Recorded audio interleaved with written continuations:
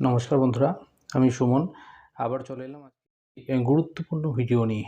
আজকের খবরটি খুবই গুরুত্বপূর্ণ সেই সব ছাত্রছাত্রীদের কাছে যারা উচ্চ মাধ্যমিক পরীক্ষা দিয়ে ফার্স্ট সেমিস্টারে ভর্তির জন্য ওয়েট করছে, অর্থাৎ বিভিন্ন কলেজে অনলাইন অ্যাডমিশন কবে হবে সেইটার জন্য বা সেই খবরের জন্য কিন্তু বসে আছে। তাদের জন্য কিন্তু এই ভিডিওটি অতি গুরুত্বপূর্ণ হতে চলেছে। আমি কিন্তু আমার আগের ভিডিওতে জানিয়েছিলাম যে একটি অভিন্ন পোর্টালের মাধ্যমে অর্থাৎ সেন্ট্রালাইজড অ্যাডমিশন কিন্তু হতে চলেছে।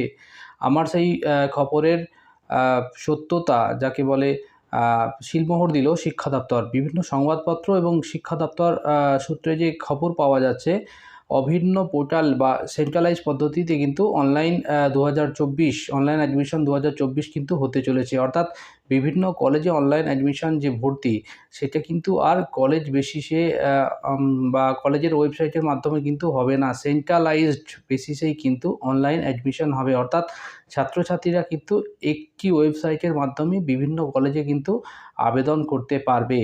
শিক্ষা দপ্তর সূত্রে খবর এবং বিভিন্ন সংবাদপত্র সূত্রে যে খবর পাওয়া যাচ্ছে, ভর্তি প্রক্রিয়া এবং কলেজের বিভিন্ন কলেজে কীভাবে আবেদন করতে হবে সেই সব বিষয় নিয়ে কিন্তু একটি ভিডিও প্রকাশ করবে শিক্ষা দপ্তর। এবং বিভিন্ন সংবাদপত্র সূত্রে এবং শিক্ষা দপ্তর সূত্রে কী খবর পাওয়া যাচ্ছে সেটাই আমি আপনাদের সামনে তুলে ধরব। অর্থাৎ বিভিন্ন সংবাদপত্র সূত্রে পাওয়া যাচ্ছে যে খবর, সেটি হলো যে 1 জুন 2024 থেকেই কিন্তু সম্ভবত কলেজে ভর্তির অ্যাপ্লিকেশান শুরু হতে চলেছে। আমি আবার বলছি, 1 জুন 2024 থেকে সম্ভবত অনলাইন অ্যাডমিশন হতে চলেছে। অনলাইন অ্যাডমিশন কিন্তু হবে সেন্ট্রালাইজ পদ্ধতিতে। অর্থাৎ একটি নির্দিষ্ট প্রোফাইল বা একটি নির্দিষ্ট ওয়েবসাইট থেকেই কিন্তু আপনারা একাধিক কলেজে আবেদন করতে পারবেন। আলাদা আলাদাভাবে কিন্তু প্রতিটি কলেজের জন্য ফর্ম ফিল আপ করার দরকার আর হবে না। অর্থাৎ 1 জুন থেকেই সেন্ট্রালাইজ পদ্ধতিতে কিন্তু অনলাইন অ্যাডমিশন শুরু হচ্ছে। ছাত্রছাত্রীরা একটিমাত্র ওয়েবসাইট থেকে বিভিন্ন কলেজের জন্য কিন্তু আবেদন করতে পারবে। ছাত্রছাত্রীদের কিন্তু আলাদাভাবে কলেজের নিজস্ব ওয়েবসাইটে যেয়ে কিন্তু অনলাইন অ্যাডমিশনের জন্য আবেদন করতে হবে না।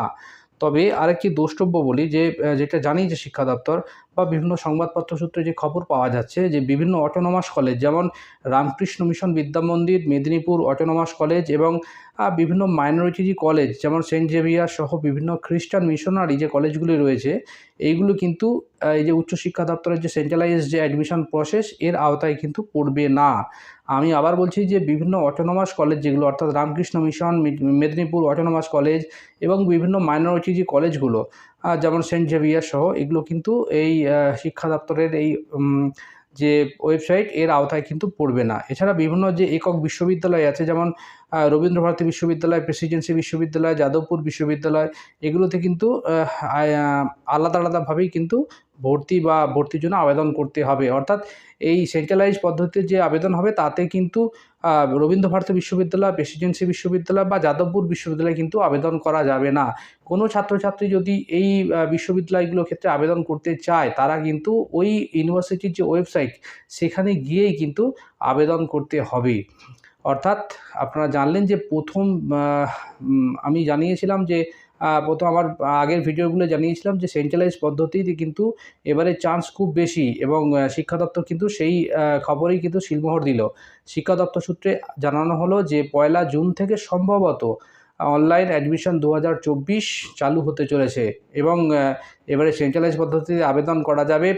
বিভিন্ন কলেজ যে ওয়েবসাইট সেখানে কিন্তু আবেদন করা আর কোনো দরকার নেই। ছাত্রছাত্রীরা একটা ওয়েবসাইটের মাধ্যমেই কিন্তু প্রতিটা কলেজের জন্য আবেদন করতে পারবে। আজকের জন্য কিন্তু এইটুকুই। পরবর্তীতে আমি আরও গুরুত্বপূর্ণ অনেক ভিডিও আনবো।